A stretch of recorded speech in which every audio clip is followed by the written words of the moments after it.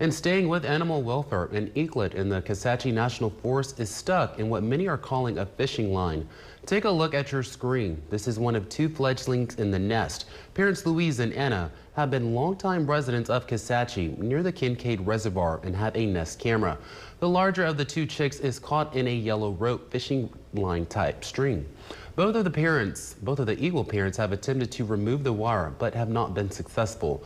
We're continuing to monitor the situation and have reached out to the Forest Service but have not heard back.